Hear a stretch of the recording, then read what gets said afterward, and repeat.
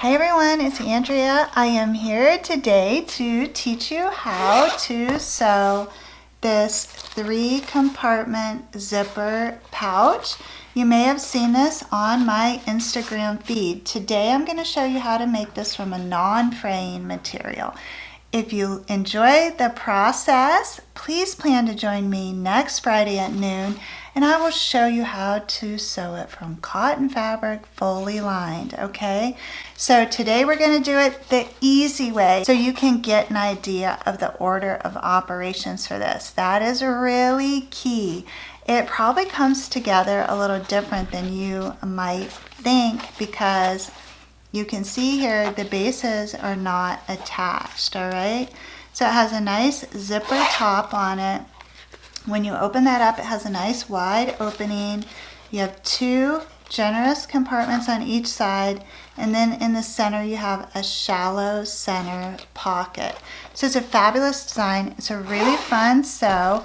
We're going to get started right away, and again, you can work with wax canvas, faux leather, cork, perhaps even a nice felt if you have it. Just something that is fairly non-fraying, okay? So shall we get started? So for this project, you are going to need to be working with a non-fraying fabric, such as a vinyl, cork, or in my case, I have a nice waxed canvas. You could also consider working with a thick felt, would be wonderful for this project. You're going to need 2 rectangles that are 10 by 9 and 2 rectangles that are 1 1/4 by 2. You'll need a 14-inch zipper by the yard, and you will need 1 zipper pull. I get my zipper by the yard from Sally Tomato, and this is the 3mm zipper. The larger zipper will work as well. And then if you have it, a product label. So the first thing that we're going to do is I want to show you that this wax canvas, when you crinkle it up, it gets this nice aged leather-like look to it. So I really love working with the wax canvas. I get my waxed canvas from Big Duck Canvas, and I will link to that down in the notes for you in case you'd like to work with the wax canvas as well. So before I work with that, I do like to crinkle it up and give it that nice leather-like look.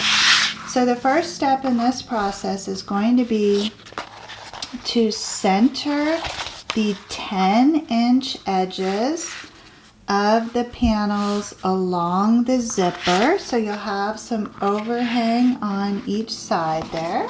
And go ahead and butt those edges right up against the teeth, and then using a zipper foot or a very narrow seam allowance, attach the fabric to the zipper tape.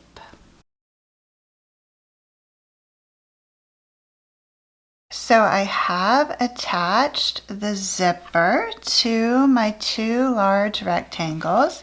Now I want to separate that zipper, and that is why the zipper by the yard is important. And right now the zipper teeth are right sides facing up, and I have separated them. I want to position those so they are right sides facing down. Okay, so here's the underside of the zipper tape, and that is the case on both sides. I'm going to then work from the opposite edge here, which is also 10 inches.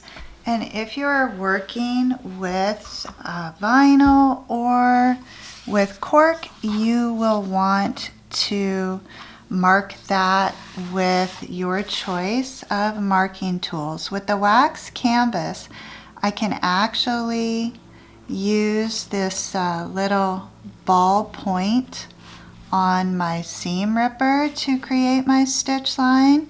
So I'm coming in 1.5 inches and down 2.5 inches. Okay, and see how that gives me a nice line in there. So I'm measuring in on this side 1.5 and coming down 2.5. And then I'm just going to connect those 2 lines across the base here. Now, if you have a product label that you like to use, this is a great place to position that.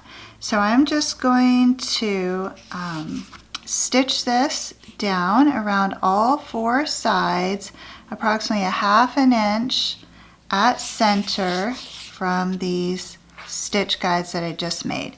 This will only go on one side of the material. All right, so I have my little watermelon wishes label attached to this.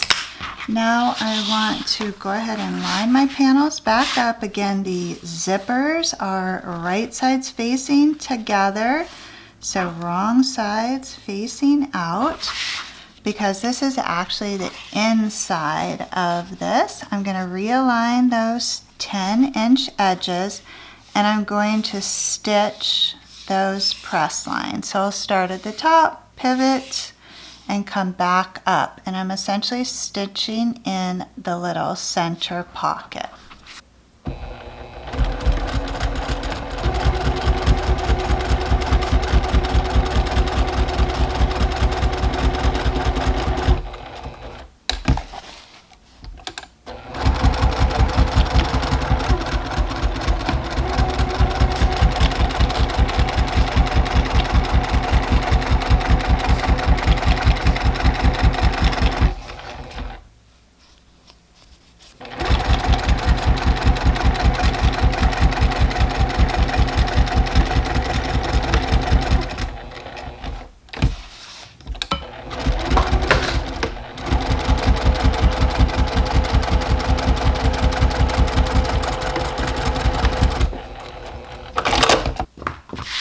Alright, so now I have my zipper at this end. I have stitched in that little center pocket at this end and attached my label to that. I like to clean up my threads as I go with this project because it does not have a lining. I think it is nice to keep those threads nice and tidy. When you're working with a non-fraying fabric, you don't necessarily need a lining with this. But next week, I am going to show you how, if you wanted to work with a cotton or a canvas, something that frayed, you could add a lining and create a very nice pouch. So the next thing that we want to do is fold in this top panel, the one that I put the label on the pocket, so that I can raise up this opposite end here so that that panel lands just below my zipper tape, and I'm going to stitch down the side of that. Okay, so just to review, I had the 2 panels right sides facing. I'm going to fold up this first panel. I'm going to raise up that zipper edge so it aligns with the opposite edge, and I'm going to let that opposite edge fall just below that zipper tape. And then I'm going to stitch using a 1/4 inch seam allowance down that right hand side. I'm going to do the same thing with the opposite side. Just align that so that that back edge falls just below the zipper tape, and stitch using a 1/4 inch seam allowance. Alright, so I have stitched the sides. Again, keep up with those threads with this project and it will make your life easy at the end. So wherever you see a thread that needs to be trimmed, go ahead and get it now while this is still inside out. Okay, so now it's time to turn this side right side out. And then now we're going to take this pouch that we just formed, and we're going to fold it in and out of the way so we can raise up the opposite side, stagger that edge just below the zipper tape, and stitch down that edge. You do the same thing on the other side, stagger that edge just below the zipper tape, and stitch down that edge. Alright, so now I have stitched up those remaining sides. Gonna keep up with my threads. And now I can go ahead and turn this right side out and poke out those corners. And now you can see the pouch taking shape here. I have my center pocket there. I have my two larger compartments. And then at the base here, you can see that it's clearly divided. I like that look. If you use a contrasting fabric for that second fabric, you can achieve a nice look here on the side. So now the next step here is to thread on the zipper pull.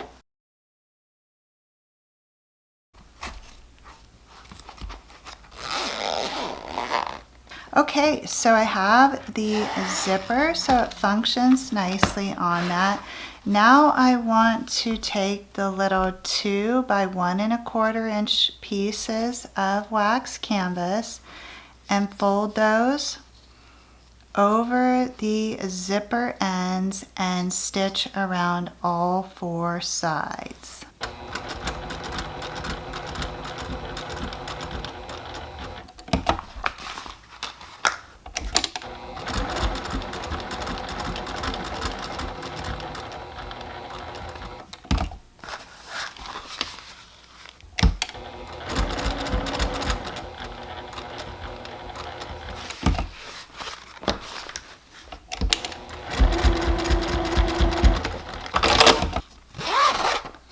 Alright, so I've attached my zipper tabs at the end of the zipper, and that just allows you some place to hold on to when you are unzipping.